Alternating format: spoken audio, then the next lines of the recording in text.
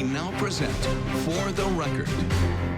Welcome to For the Record. I'm Will Keneally. It was another busy political week here in Wisconsin. We saw both President Biden and former President Trump visit the Badger State. We'll have more later on in the show on that, as well as a look into the issues impacting rural Wisconsin with a local author. We start this week with children returning to classrooms across Wisconsin. The new backpacks, sharpened pencils also come as many voters in Wisconsin will be asked to weigh in on school funding referendums this November. Now that renews questions about how much the state should spend on local funding for our schools and what Governor Evers will include in his budget request next year. And we spoke with the former educator turned governor outside Lapham Elementary School on Madison's Near East Side. It's an important message. At this point in time, I'm not prepared to say what that number should be in the K through 12 world, but at the end of the day, we have to do more. And you know, the needs that children have are as significant as they've ever been. So nothing has given me the idea that somehow more money is needed. And especially when I was at several schools yesterday where they are doing referendum just to keep the doors open, and that's not where you want to be. That's not a position where you want to be in K through 12. So we'll be asking for a significant amount. The numbers are unknown at this point. Now, this week also marked a return to classes for UW students. The Universities of Wisconsin is putting forward an $855 million budget request for next year. Now, for more on this, we sat down with System President Jay Rothman. Well, I'll say first and foremost, thanks so much for sitting down with us. Appreciate it. Yeah, absolutely. Good to be with you today. So we're just very early in the semester, but how are things going so far? It's always exciting to have the students on campus, and it gives it a new life. And you see the students that are going to do remarkable things in their life, and how this experience will help change the trajectory of their life. That's the exciting part about it. Obviously, we had the murder of a young woman in Whitewater that just tears your heart out, though. And I don't ever want to forget that, being a father of a daughter who's not much older than the young woman who died. You just realize that potential is gone, and that's sad. That's sad. But we move forward. So I want to start with within the last month, we've seen some mass 35% layoffs at UW Milwaukee. Now, Jill Underly, the head of state public instruction, says that has the potential to hurt the system's reputation there. What would be kind of the lasting impact of those layoffs, both kind of that reputation and just functionally for UWM there? Yeah, I think it's important to put it in context. It's a little over 30 people at the branch campus in Waukesha that were affected. They were faculty members. There was also some staff members, but it was about 34 faculty members, tenured faculty members.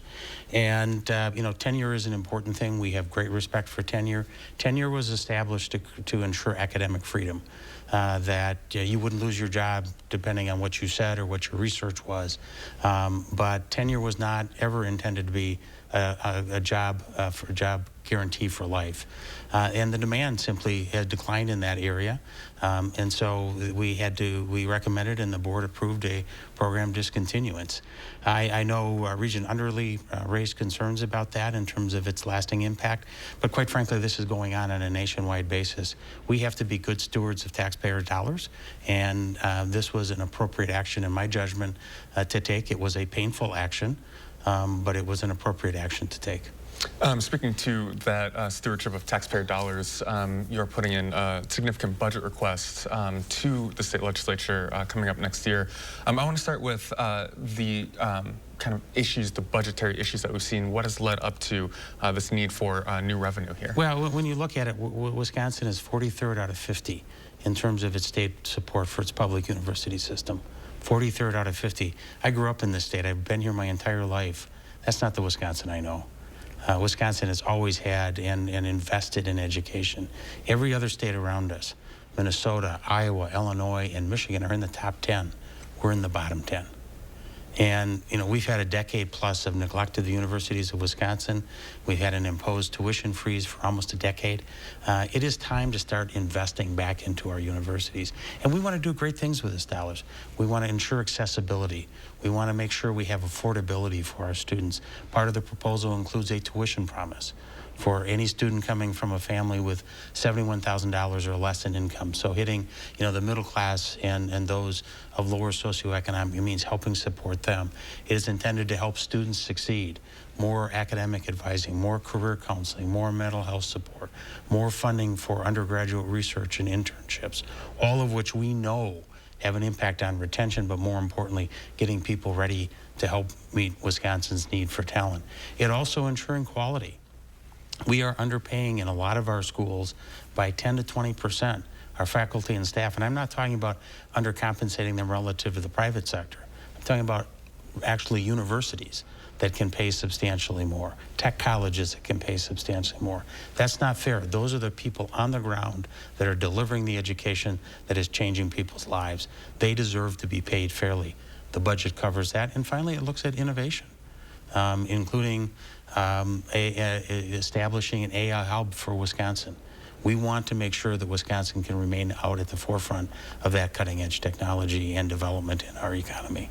So I want to kind of go with that sticker price. It's $855 million. Do you have much buy-in? I know that the university has been sometimes at odds with the Republican-controlled legislature before. Do you think this might be successful? I mean, I think education is something that we can all agree on is important. This isn't an expenditure. This is an investment in the people of Wisconsin. It is investment in Wisconsin. It is an investment in Wisconsin's long-term economic prosperity. I think we can all agree on that.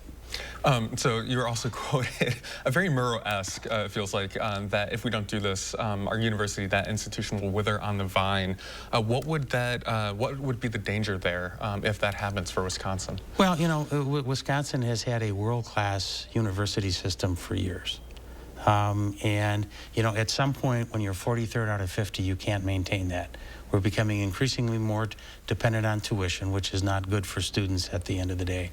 But if we're going to be 43rd out of 50, that investment that generation after generation after generation of Wisconsinites have made in the universities of Wisconsin, those universities in which we have so much pride for, is going to wither. By definition, it will wither on the vine because we can't continue to support that level after a decade plus of neglect. At some point, you can't cut your way to success. I know that coming out of the private sector. You never cut your way to success. You have to be efficient, you have to be good stewards of dollars, but ultimately you have to invest. Now is the time for Wisconsin to invest in the universities of Wisconsin.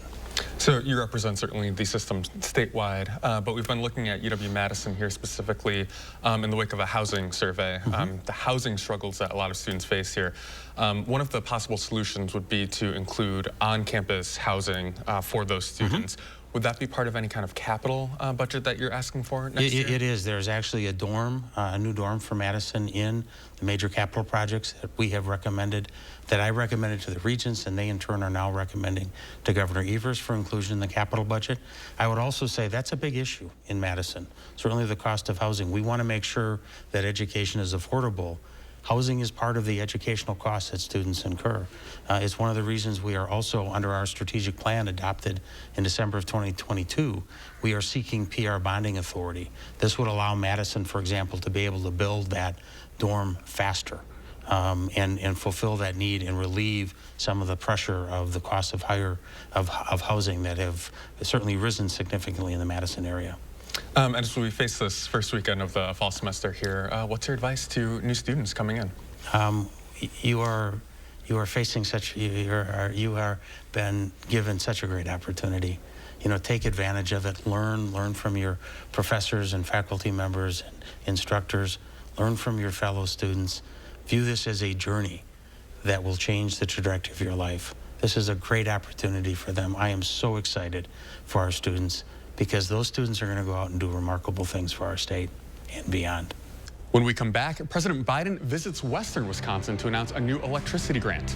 Amid that focus on the rural part of the state, we sit down with a local author, Brian Reisinger, about his new book on the decline of Wisconsin farms. We'll be right back after this. This portion of News 3 Now is sponsored by Madison Gas and Electric.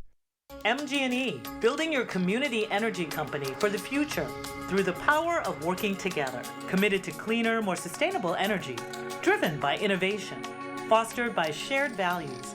Visit MGE2050.com. Sure, I'm a paid actor, and this isn't a real company, but there's no way to fake how Upwork can help your business. Search talent all over the world with over 10,000 skills you may not have in-house. More than 30% of the Fortune 500 use Upwork, because this is how we work now. He told us who he was. Should abortion be punished? There has to be some form of punishment. Then he showed us. For 54 years, they were trying to get Roe v. Wade terminated, and I did it, and I'm proud to have done it.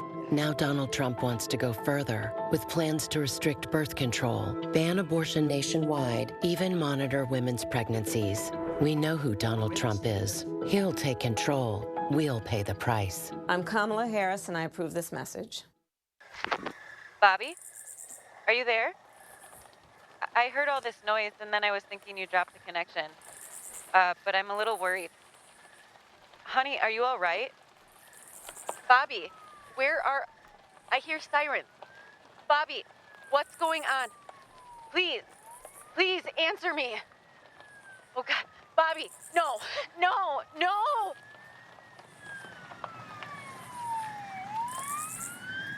Inflation is affecting everyone's bottom line this election year. We haven't been making profit.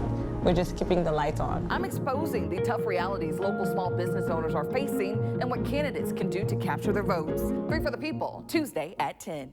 MG&E, building your community energy company for the future through the power of working together. Committed to cleaner, more sustainable energy, driven by innovation, fostered by shared values. Visit MGE2050.com. Welcome back. President Biden traveled back to the Badger State this week, making an announcement in Westby, Wisconsin. Now, he rolled out a federal grant program that for Wisconsin will see more than $500 million go to a local energy co-op. Now, Biden says that will help lift up rural parts of America.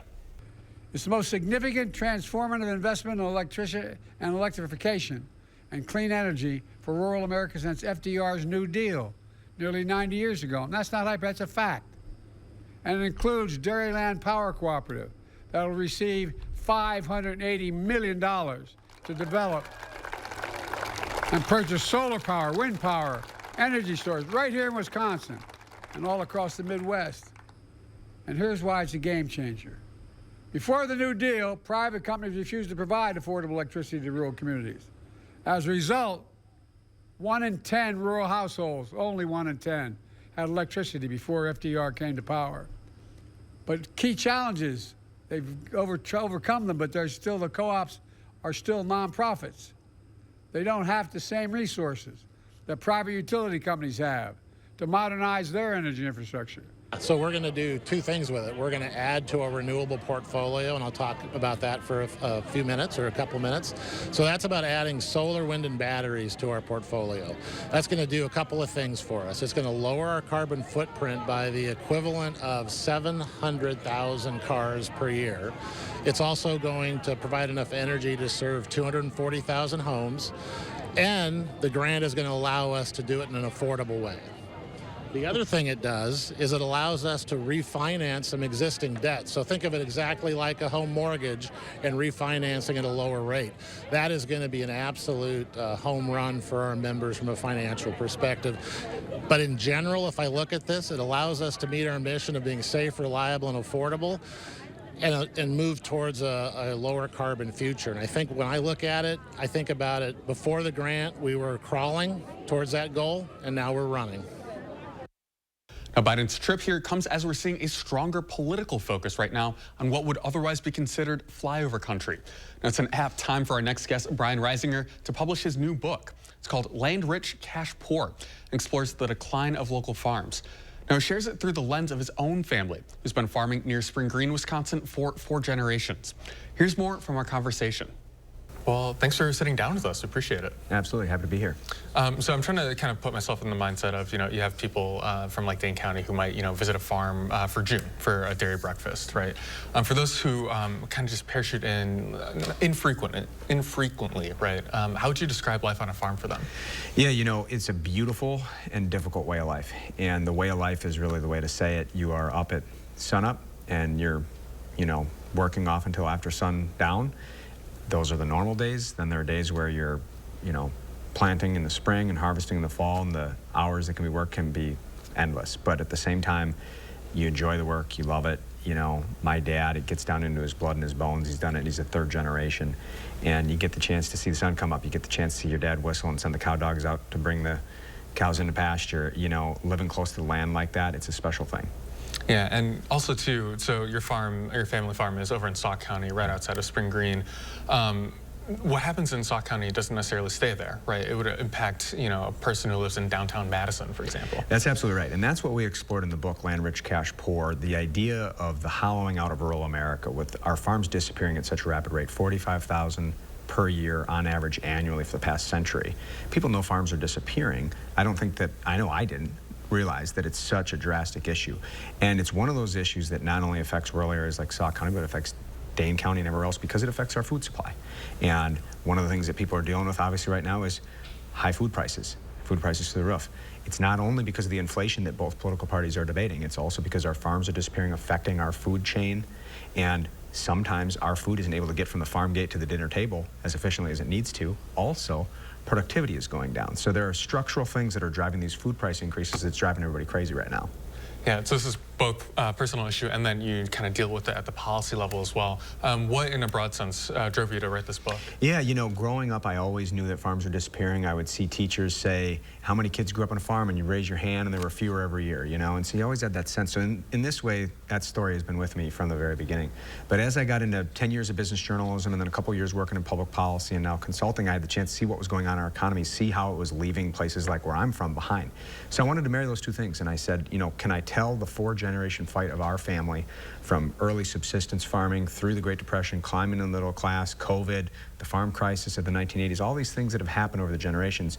And can I marry that up with whatever is going on? Can I answer that question of why is it that our farms are disappearing? What's going on in our economy? What's going on in our society, technology, our government policy?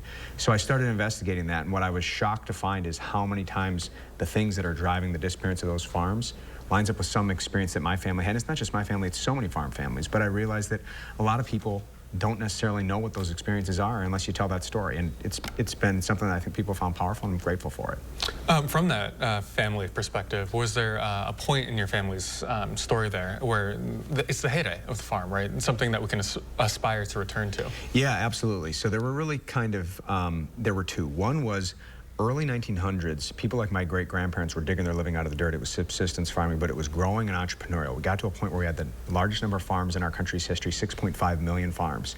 That was right before the Depression. The Depression hit, and actually farms were in depression a little earlier. That's one of the things we found in the book than the rest of the country.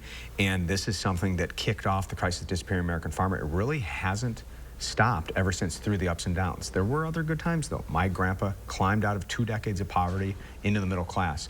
In the 1940s, 1950s, farms were making a little bit better money. Same thing in the 1990s, a little bit better. But one of the things that happened, whether it was the early 1900s, 1940s, 50s, 1990s, some of those brighter times, what people found is that year after year, decade after decade, it was still getting harder. I'm lucky. I grew up with a middle class living my mom and dad were able to give us, but we could see it was slipping away because it's getting harder for farmers each year. So even though there were good times, over time, farmers started having a hard time, whether it was good times or bad times.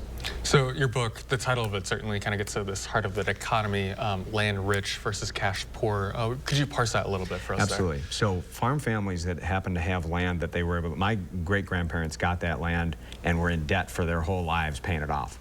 So those families that, you know, are able to pass that land through the generations, one generation buying it from the prior generation, so on and so forth. Right now, my dad is still farming, and my dad and sister are working to pass it along to her.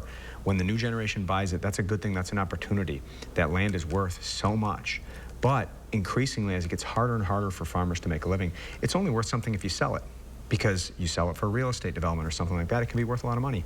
You hold on to it, it gets harder and harder each year to grind out a living. So you can keep your land and fight to try to keep on going and find that it's harder and harder to make a living each year, or you can turn around and sell it and lose everything else. Because when it's a family farm like that for multiple generations, it's not just your job. It's your home, it's your community, it's your heritage that you're fighting for. And so farmers get locked in this dilemma where they don't want to sell the land, even though it's worth something if you sell it, because they want to hold on to it. It means so much more to them, and it's harder and harder to make a living on that. Yeah, I also want to touch on the timing of this book. Certainly you're working on it for a while, but it's hard not to ignore this coming against a backdrop of a presidential year with a significant interest in the Midwest, certainly. We were talking in the break about you have both Walz and Vance on the respective tickets. From that, and especially, the personal versus the external factors, what went into publishing it now, and what's the importance of seeing this in our discussion right now? Yeah, absolutely. There's so much work that goes into a book. I've been working on it intensively for about 2 years here. And we didn't necessarily have the opportunity to pick just the moment you'd want to do it, but what we realized is that there was an opportunity to do it in the second half of 2024 if we wanted to do that. And what we said was, let's go ahead and do that, because the reality is that the price of food, what's going on in our economy, the way the hollowing out of rural America affects everywhere in urban America, these are things that are going to be talked about and debated. So let's go ahead and dive into it. And it's not only a public policy issue, but there's a public policy element. So I did my best to, throughout the history that I was looking at for the book, I did my best to call balls and strikes and be honest about it, and to be honest about both parties. And the fact is that both parties have failed our farmers at different points in our history. Both parties have made decisions, sometimes knowingly, sometimes unknowingly, that have been stamping farms out for decades now. And so it was a time to be honest about that, and I think it's a time when people are more worried about these issues than ever. I just hope that people will focus on these issues. There are solutions. There are nearly 2 million farms still out there, and 96% of them are family farms. 88% of them are small farms. A lot of people think that those kinds of farms are gone. They just have a harder time making a full living for people. It's people working multiple jobs. So there's something we can do about these things. There are ways we can find to have more entrepreneurial opportunities for our farms. And if we can make changes to create more innovation and more opportunities for farms of all sizes, we can do something about this. And other than that, I just hope that people pick up the book. It's Land Rich, Cash Poor. It's available on Amazon, everywhere people buy their books online, and at any local bookstore. They either have it in stock or they can get it for you if they don't. When we come back, we follow along with the latest Trump rally in northern Wisconsin. We'll be right back after this.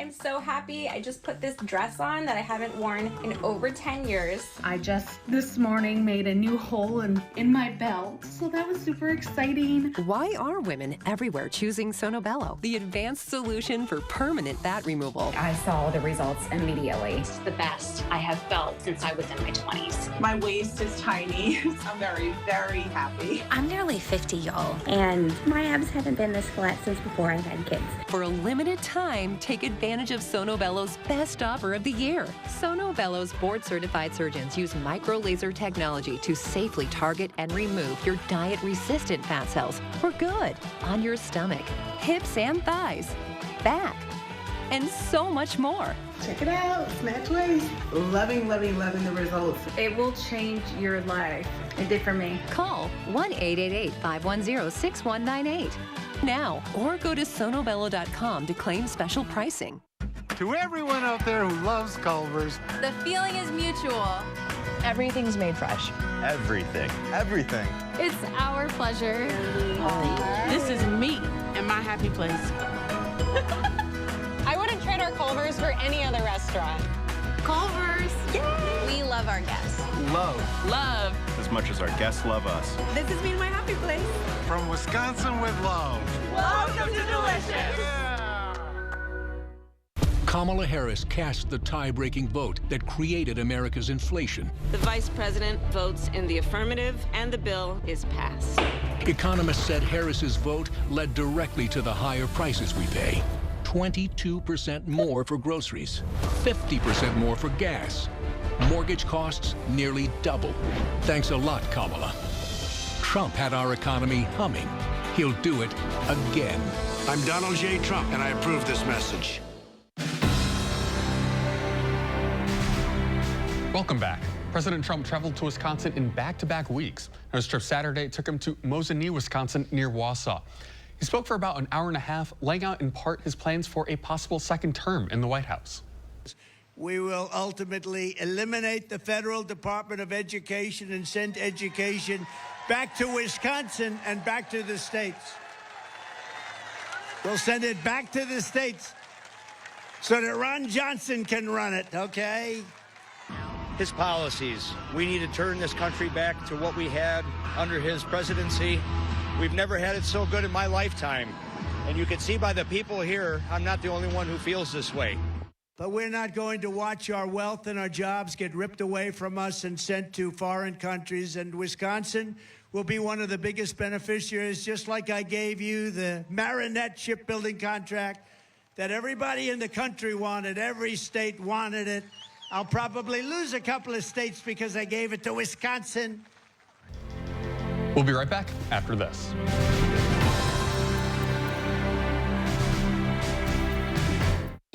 We all know costs are too high, but while corporations are gouging families, Trump is focused on giving them tax cuts. But Kamala Harris is focused on you. Building up the middle class will be a defining goal of my presidency. She'll make groceries more affordable by cracking down on price gouging. And she'll cut housing costs by taking on corporate speculators. Middle-class families build America. We need a leader who has their back. I'm Kamala Harris, and I approve this message. Right now with Papa Murphy's, we've got a great deal. Which means I make more great pizza. A lot more.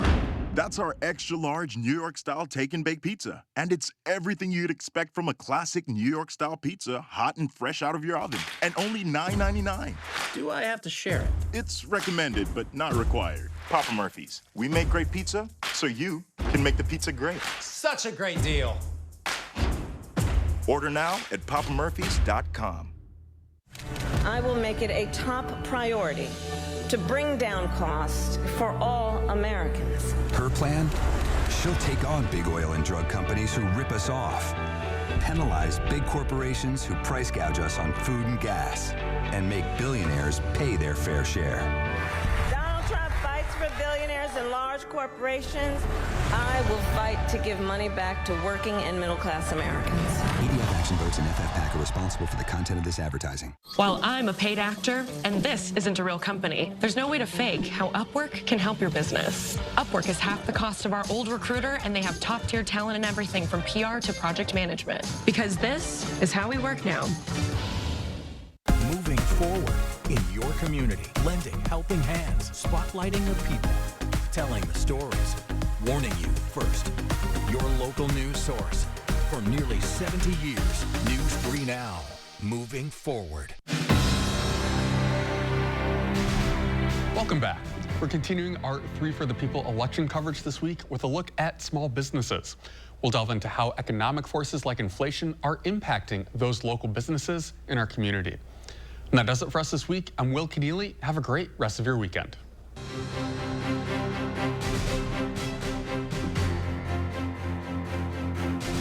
This has been For the Record.